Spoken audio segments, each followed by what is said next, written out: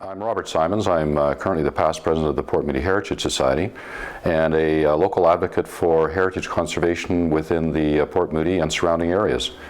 And today we're going to talk a little bit about the Ma Murray House, which is located in Anmore and represents a very significant historical artifact that sits within the community of Anmore, representing the life and times of significant editorialists in the province of British Columbia who made a name as being a little bit of a strong-willed person who would not be afraid to take on any type of political topic and challenge the community with her thoughts and ideals. The community itself is not sort of the home of one of her publications, but certainly it's the home of where she lived, and in 1916 they created a new home in Anmore. And what we're here is to ensure that that particular property is maintained as an artifact and a representation of not only Ma Murray's life, but also her and her family. The home is basically one that sort of depicts an earlier lifestyle that was in Anmore, but also it's one that represents a critical historical desire of any community, and that is to really recall what started a community and what basically makes it a place of remembrance. So from the historical perspective, there's a lot of reasoning to keep a heritage home alive and visible within a community, because it does represent that connection to the past.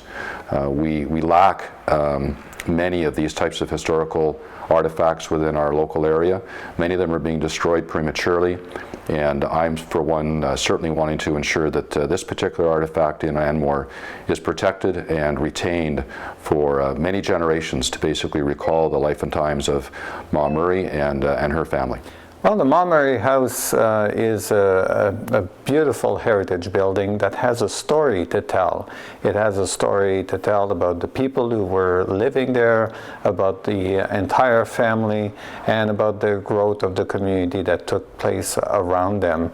The growth of BC, in fact, because Margaret Murray had an impact on the communications and media throughout British Columbia. The value of the Ma Murray homestead is such that it is of national significance, and Ma Murray has reached Canadians through her editorials, through her publishing efforts, through her efforts in CBC programs that she appeared in the 60s and the 70s.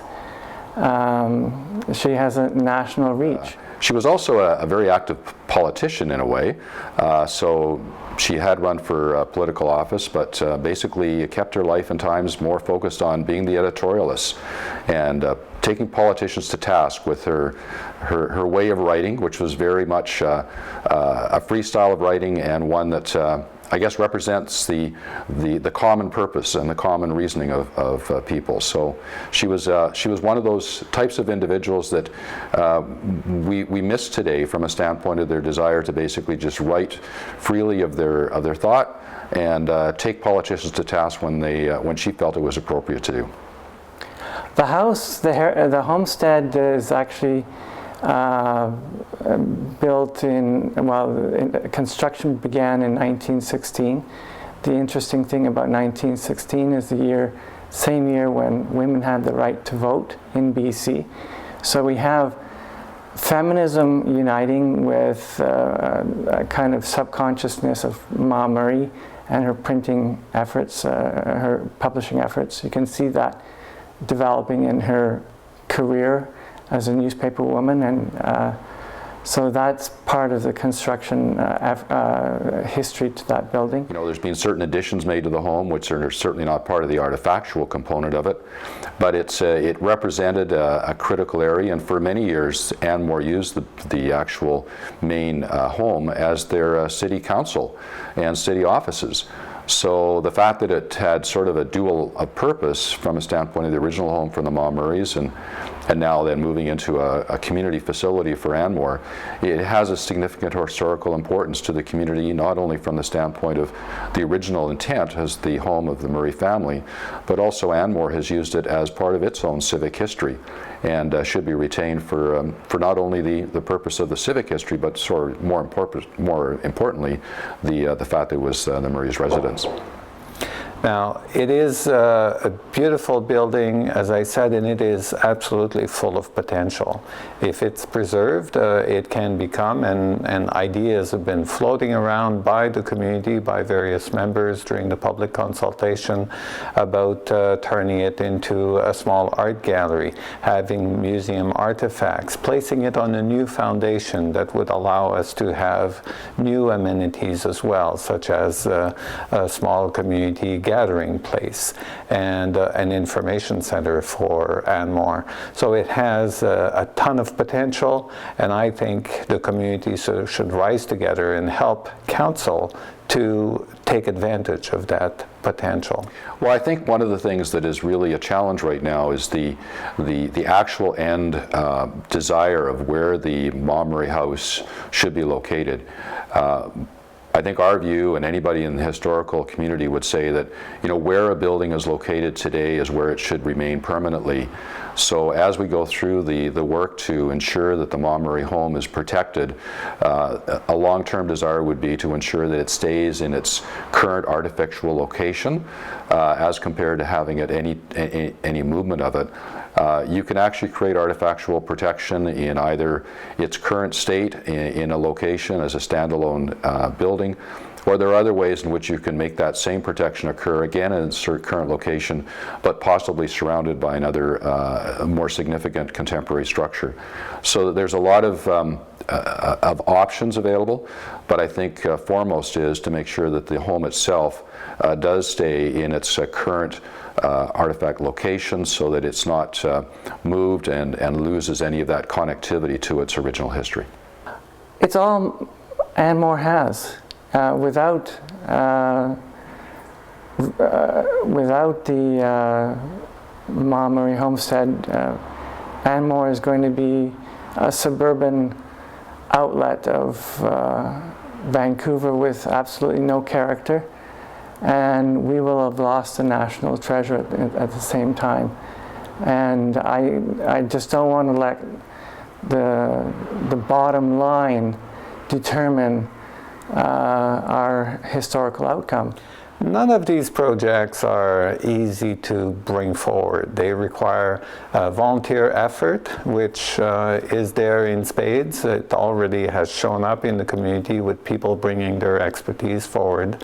It requires time, and it requires political will, but it does take money to move a structure, to build all the amenities, to bring modern services to an old building. All of that costs a significant amount of money. But the value that you find in that, exposing children in the future who go by the hundreds to Mackin House in Coquitlam, who take advantage of the old mill boathouse at Rocky Point Park in Port Moody, who go to Burnaby Village and enjoy hearing the stories of how people used to live, the kinds of tools that they used to have, and the lifestyle that was prevalent in those times. When people go to Fort Langley, now I'm not proposing that the Murray House is equivalent to Fort Langley, but what I'm saying is that there's tremendous value for the community to preserve a building like this and to use it as a focus of the community and its roots. We're pleased as a historical community that the City Council in Anmore, at least in the most recent decisions, has elected to put a kind of a stop on any type of specific decisions with respect to the end result. what the historical community is doing. There's a local historical advocacy group, society being created in Anmore to actually build a plan that can be taken back to the City Council to actually put together an appropriate business strategy for the retention of the home. And working along with the Heritage BC and hopefully seeking funding through Canadian Heritage, there will be an opportunity to protect the home and preserve it permanently. From an individual's perspective, I would certainly suggest you connect with the Anmore Heritage Society and get more information from a standpoint of the project they'll be undertaking to actually create the business plan to take back to City Council with a proposal as to what to do permanently with the Montmorey House.